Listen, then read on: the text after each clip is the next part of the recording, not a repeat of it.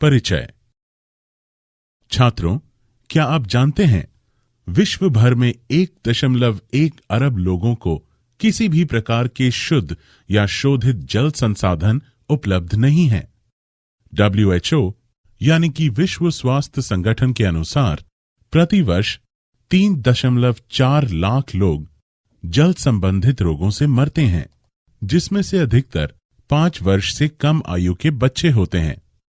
जल के शुद्ध होने की बात तो दूर, आधुनिक पेयजल में लगभग 200 घातक वाणिज्यिक रसायन होते हैं। देर सवेर यदि मनुष्य अपनी आदतों को नहीं बदलता है तो अंग्रेजी में चलने वाली ये प्रसिद्ध कहावत सच हो जाएगी कि water water everywhere, not a drop to drink, अर्थात जहां देखो वहां जल ही जल है, लेकिन पीने के लिए एक बूंद भी नहीं। एक व्यक्ति औसतन प्रतिदिन 200 लीटर का उपयोग करता है, जिसमें से 5 से 10 लीटर का उपयोग बुनियादी अस्तित्व के लिए किया जाता है। हालांकि जल इस ग्रह पर सर्वाधिक प्रचुर मात्रा में पाया जाने वाला संसाधन है, लेकिन केवल 3% जल ही ताजा है और उसमें से केवल 1% ही पीने के लिए उपलब्ध है। तो आइए इस अध्याय में हम इस संबंध में अधिक चर्चा करते हैं। उद्देश्य।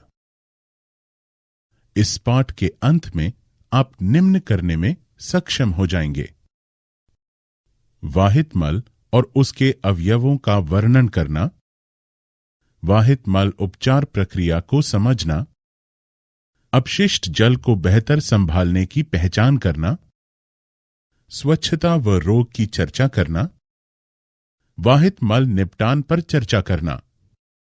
वाहित मल क्या है? स्नान, बर्तनों की सफाई, कपड़े धोने, कार धोने से निकलने वाले अपशिष्ट जल सभी को वाहित मल माना जाता है। रोचक बात यह है कि वाहित मल वास्तव में 99.8% जल होता है। एक घर परिवार औसतन लगभग 500 से 600 लीटर प्रतिदिन वाहित मल का उत्पादन करता है। ये ठोस, तरल अपशिष्टों और प्रदूषकों से युक्त होता है। विश्व के कई भागों में स्वास्थ्य समस्याएं और रोग प्रायः अनुपचारित और अपर्याप्त अनुपचारित अपशिष्ट जल के विसर्जन के कारण उत्पन्न होते रहे हैं। जल शोधन एक घटनापूर्ण यात्रा।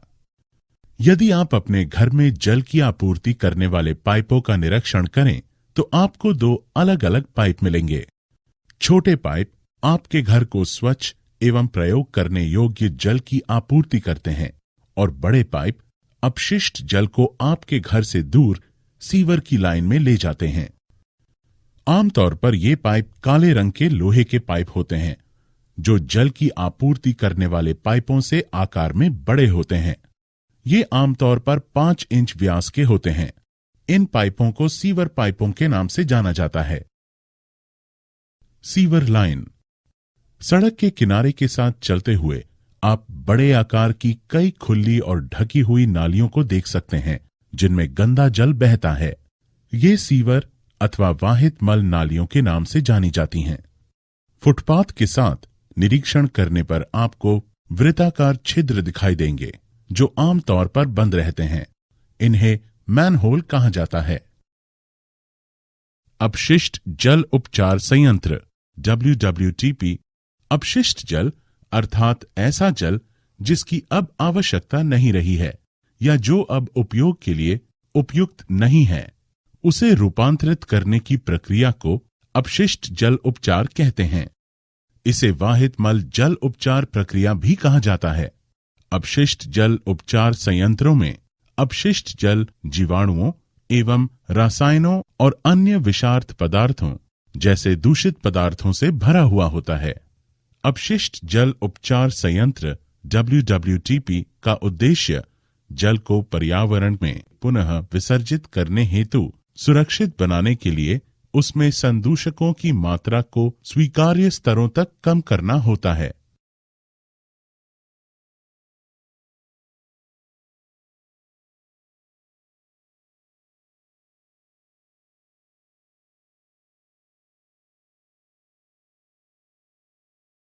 शलाका छन्ने।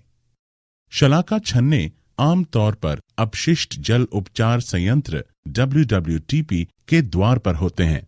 शलाका छन्ने का उपयोग बड़ी वस्तुओं जैसे कपड़े के टुकड़ों, प्लास्टिक की बोतलों, ईंटों, ठोस पदार्थों को हटाने एवं गतिविधि करने वाली वस्तुओं को उपचार संयंत्र में प्रवेश करने वाली अपशिष्ट धारा से कुशलतापूर्वक पृथक करने के लिए किया जाता है। शलाका छन्ने किसी संयंत्र के सफल संचालन के लिए महत्वपूर्ण होते हैं। वो वाल्व, पंप और अन्य सहायक सामग्रियों को होने वाली क्षति को कम करते हैं।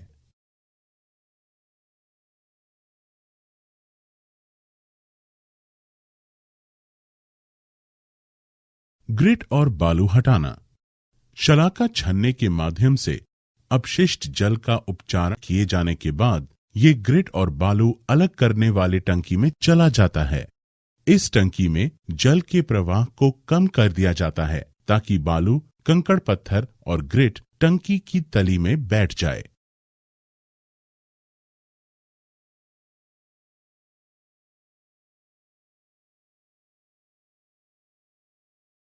निर्मलीकरण। अपशिष्ट जल ग्रिट और बालू अलग करने की टंकी से होकर गुजरता है और तली के मध्य भाग में ढलने वाली एक बड़ी टंकी में निथर जाता है। मल जैसे ठोस पदार्थ उसकी तली में बैठ जाते हैं और उन्हें खुरचनी की सहायता से हटा दिया जाता है। इस प्रकार जमा हुआ अपशिष्ट पदार्थ आपंक स्लज कहा जाता है। तेल, वसा, ग्रीन्स आदि जैसे संदूषक ऊपर उठ आते हैं और अपशिष्ट की सतह पर रहते हैं। तब अपमथित्र या स्किमर की सहायता से इन्हें हटा दिया जाता है।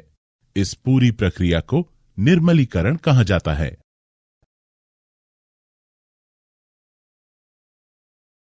वातन। निर्मलीकृत जल में पंप के माध्यम से वायु का प्रवेश किया जाता है ताकि उसमें जीवाणुओं की वृद्धि हो। ये जीवाणु मानव अपशिष्ट का उपभोग करते हैं। अब जल में भोजन अपशिष्ट, साबुन और अन्य अवांछित पदार्थ बचे रह जाते हैं। कई घंटों के बाद सूक्ष्म जीव तली में नीचे बैठ जाते हैं।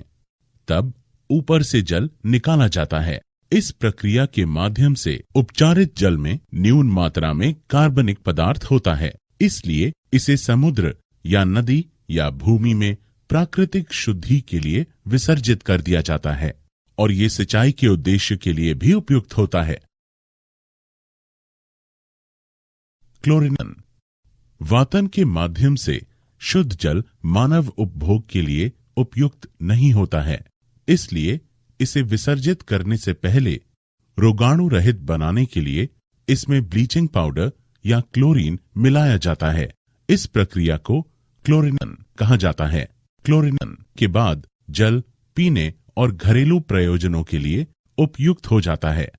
विकसित देशों में टाइफॉइड और पेचिश जैसे जल जनित रोगों को खत्म करने हेतु प्राथमिक जल विसंक्रामक के रूप में 1 सदी से अधिक समय से क्लोरीन का उपयोग किया जाता रहा है। अच्छी गृह व्यवस्था बनाए रखने की प्रक्रिया। अपशिष्ट और प्रदूषकों को समाप्त करने का सबसे अच्छा तरीका उनके स्रोत पर ही हटा दिया जाना एवं उन्हें नालियों में बहाए जाने से रोकना है। खाना पकाने के तेल और वसा को नाली में ना फेंकें, इससे नाली अवरुद्ध हो जाएगी। पेंट, कीटनाशक दवाइयों आदि जैसे रसायनों को नाली में ना फेंकें। चाय की प्रयुक्त पत्तियां, ठोस भोजन, नरम खिलौनों या नैपकिन को नाली में ना फेंकें। इस तरह के व्यवहार नाली को अवरुद्ध कर सकते हैं और मल जल में ऑक्सीजन को प्रवेश करने की अनुमति नहीं देते हैं और अपघटन की प्राकृतिक प्रक्रिया बंद कर देते हैं। ये मृदा की फिल्टर करने की क्षमता भी कम कर देगा और जल को स्वच्छ करने में सहायता करने वाले जीवाणुओं को नष्ट कर देता है। आत्म मूल्यांकन। आइए कुछ अभ्यास करें। रिक्त स्थान भरने के लिए सही विकल्प को उठाकर रखें। स्वच्छता और रोग। स्वच्छता विशेषकर वाहित मल प्रणाली और स्वच्छ जल की आपूर्ति प्रदान कर स्थानों को साफ सुथरा और स्वास्थ्यकर रखने की प्रक्रिया है। निम्न स्तरीय स्वच्छता व संदूषित पेयजल अनेकानेक बीमारियों का कारण है। उपयोग के लिए सुरक्षित स्वच्छ पेयजल की उपलब्धता और बुनियादी स्वच्छता की कमी, साथ ही स्वास्थ्य विज्ञान संबंधी निर्मलता के निम्न स्तर के कारण मुख्य रूप से बच्चों में अतिसार या दस्त के कारण होने वाली सभी मौतों में से लगभग 90% मौत होती है। जबकि विश्व की 87% जनसंख्या को उपयोग हेतु साफ हुए जल स्रोतों की उपलब्धता प्राप्त है, लेकिन 39% जनसंख्या को अभी भी उन्नत स्वच्छता व्यवस्था का अभाव है। इसके अतिरिक्त विकासशील देशों में 1.1 अरब लोग अभी भी खुले में शौच करते हैं और साबुन के साथ हाथ धोने का अभ्यास औसतन केवल 17% शौचालय उपयोगों के बाद किया जाता है। वाहित मल निपटान के लिए वैकल्पिक व्यवस्था। आजकल उचित वाहित मल प्रणाली का निर्माण करना बहुत महंगा है और छोटे क्षेत्र के लिए इसका निर्माण करना संभव नहीं हो सकता है। तो ऐसे कम लागत और ऑन साइट वाहित मल निपटान प्रणालियां जैसे कि सेप्टिक टैंक, रासायनिक शौचालय आदि उपलब्ध हैं, जो पृथक इमारतों या मकानों के छोटे से समूह के लिए बहुत उपयुक्त होती हैं। इन टंकियों में एकत्र मल मूत्र का उपयोग बायोगैस पैदा करने के लिए किया जा सकता है। कृमि प्रसंस्करण शौचालय एक प्रकार का शौचालय है जिसमें मानव मल को केंचुओं द्वारा उपचारित किया जाता है। एक कृमि प्रसंस्करण शौचालय का भारत में क्षेत्र परीक्षण किया गया है और इसे मानव मल के दुर्गंध और मक्खी समस्या से रहित सुरक्षित प्रसंस्करण के लिए एक अनूठा न्यून जल उपयोग शौचालय पाया गया था। इसके द्वारा प्रसंस्कृत मानव मल कृमि केकों में परिवर्तित हो जाता है, जिसे अच्छी किस्म की प्राकृतिक खाद के रूप में प्रयोग किया जाता है। आत्म मूल्यांकन। आइए कुछ अभ्यास करें। रिक्त स्थान भरने के लिए सही विकल्प को उठाकर रखें। सार्वजनिक स्थानों पर स्वच्छता। मनुष्य का कल्याण पर्यावरण स्वच्छता के साथ प्रत्यक्ष रूप से जुड़ा हुआ है। अच्छे स्वच्छता उपायों को अपनाकर हम स्वयं को प्रसन्न और स्वस्थ रख सकते हैं। रेलवे स्टेशन और बस स्टैंड सबसे महत्वपूर्ण सार्वजनिक स्थान हैं, क्योंकि लाखों लोग ट्रेनों और बसों में प्रतिदिन यात्रा करते हैं। न केवल यात्री अपितु अनेकानेक लोग भी अपने स्वजनों और प्रियजनों को लाने और छोड़ने के लिए इन स्थानों की यात्रा करते हैं। इन स्थानों को साफ सुथरा रखना हर व्यक्ति की जिम्मेदारी होनी चाहिए। हर नागरिक को सार्वजनिक शौचालयों को साफ सुथरा और स्वच्छ रखने का प्रयास करना चाहिए। लोगों को खुले स्थानों में शौच नहीं करना चाहिए, क्योंकि इससे गंभीर स्वास्थ्य खतरा उत्पन्न होता है। आत्म मूल्यांकन। आइए कुछ अभ्यास करें। वाक्य पढ़ें और सही या गलत पर क्लिक करें। सारांश। आइए हमने जो कुछ सीखा है उसे संक्षेप में दोहराएं। वाहित मल उद्योगों, अस्पतालों, घरों, कार्यालयों और अन्य उपयोगकर्ताओं द्वारा विसर्जित अपशिष्ट है। वाहित मल एक तरल अपशिष्ट है जो जल और मृदा प्रदूषण का कारण बनता है। अपशिष्ट जल वाहित मल उपचार संयंत्र में उपचारित किया जाता है। अपशिष्ट जल के उप उत्पाद आपंक यानी कि स्लज और बायोगैस है। हमें खुले में शौच नहीं करना चाहिए। जल प्रदूषण कई जल जनित रोगों को जन्म देता है।